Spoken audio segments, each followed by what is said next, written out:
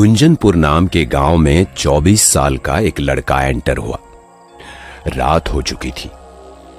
जैसे ही वो गांव में घुसा तभी उसे एक लाल रंग का शादी का जोड़ा पहने गहनों से सजी दुल्हन की कमर दिखी।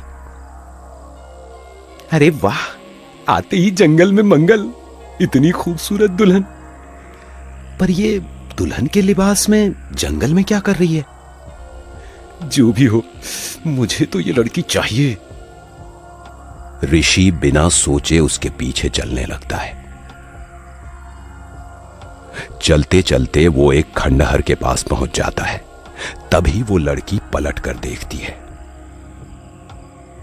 इतनी खूबसूरत लड़की, वो भी इस अकेले जंगल में। वाह भगवान, आपने आते ही थाली में परोस दी। बहुत मजा आएगा। तभी कोई पीछे से ऋषि के कंधे पर हाथ रख देता है। कौन है? अरे साहिब, मैं हूँ रामदास। आपके पिताजी का फोन आया था कि आप आने वाले हैं, हवेली की साफ सफाई कर दूं। हम सफाई करके यहाँ से गुजर ही रहे थे कि आप पर नजर पड़ गई। तुम्हें भी अभी आना था। जैसे ही ऋषि मुड़कर उस लड़की की तरफ देखता है तो हैरान हो जाता है। कहाँ गई ये लड़की? अभी तो यही थी। निकल गई हाथ से। शिट! कोई बात नहीं, दूसरी कोई गांव की गोरी मिल ही जाएगी इस गांव में। साहब, हवेली की सफाई कर दी है, आप वहां जाकर आराम कीजिए। मेरी पत्नी की तबीयत ठीक नहीं है, तो मैं आपकी सेवा नहीं कर पाऊंगा। मुझे शहर जाना होगा। तुम अपनी पत्नी का ध्यान रखो, मैं अकेले मैनेज कर लूंगा। ऋषि की इस गांव में एक पुरानी हवेली थी जो सालों से बंद पड़ी थी, पर उसके परिवार वाले शहर में जाकर बस गए थे। वो 2 दिन के लिए किसी जरूरी काम से गांव आया था। ऋषि हवेली पर पहुंच जाता है। ये हवेली कितनी सुनसान सी है। खैर, मुझे क्या, 2 दिन की ही तो बात है।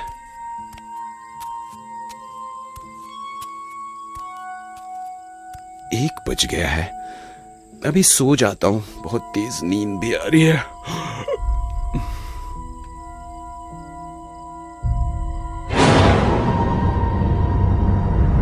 यहां कोई था क्या?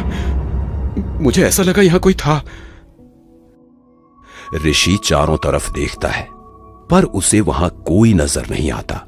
तो ऋषि बेड पर लेटकर आंखें बंद कर लेता है। मेरा वहम ही होगा, वरना सालों से बंद हवेली में कौन ही आएगा।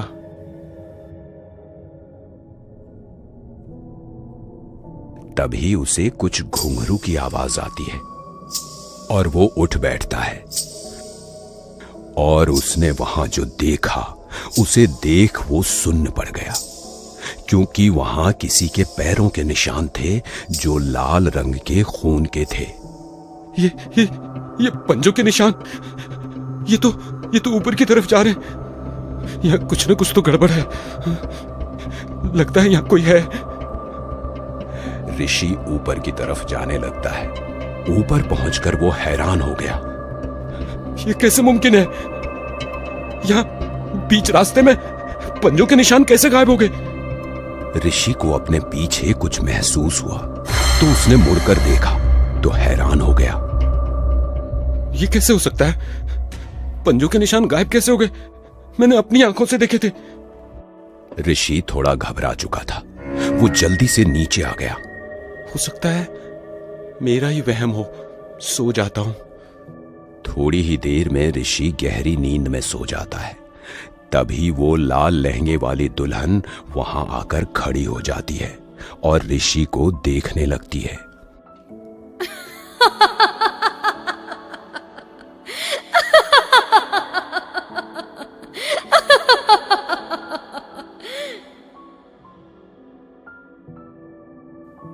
ऋषि खाना लेने के लिए बाहर जाता है। तभी उसने देखा मोहल्ले के कुछ लोग वहां इकट्ठा थे, जिनमें से कुछ ऋषि को जानते थे। अरे, ये तो वही लड़की है, रात वाली दुल्हन। वाह, क्या किस्मत है मेरी। आज रात तो मैं इसी के साथ बिताऊंगा। मुझे उससे बात करनी होगी।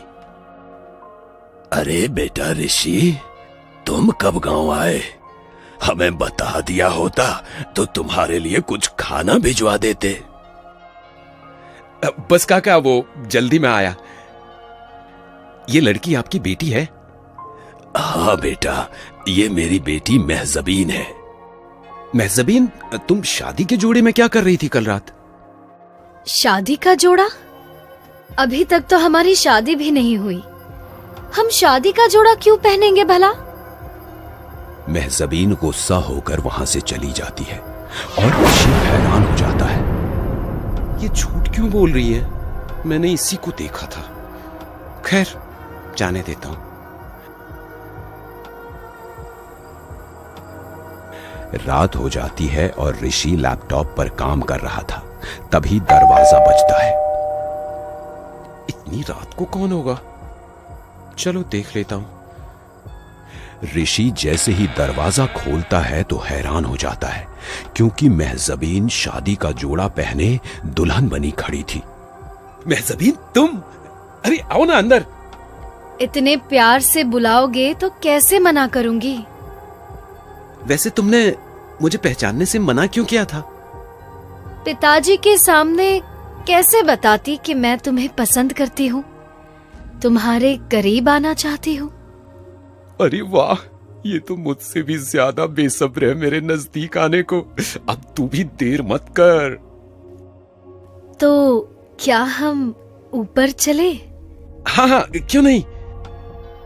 महजबीन ऋषि को एक कमरे में ले जाती है और दरवाजा खुद ब खुद बंद हो जाता है। मेरे करीब आओ मुसाफिर, मैं दुल्हन की तरह आज सिर्फ तुम्हारे लिए सजी हूँ।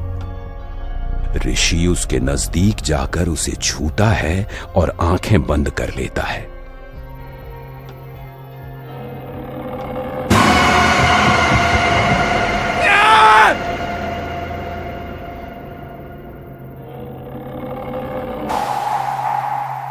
छोड़ दो मुझे, छोड़ दो। मेरे पास आओ मुसाफिर, मैं तुम्हारी प्यास भी मिटा दूंगी और थकान भी उतार दूंगी। नहीं नहीं, मेरे पास बताना। और तुम तो रमन काका की बेटी हो, फिर चुड़ैल कैसे बन सकती हो? रमन काका की बेटी 6 साल पहले मर चुकी है। वो एक गहरा राज है, तुम्हें बताऊंगी।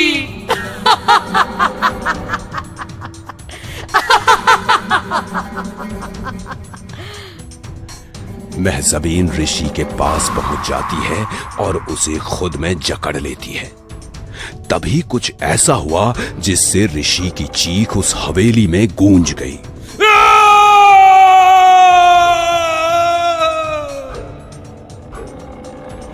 8 दिन बाद जब ऋषि वापस शहर नहीं लौटा तो उसका छोटा भाई विकी परेशान हो उठा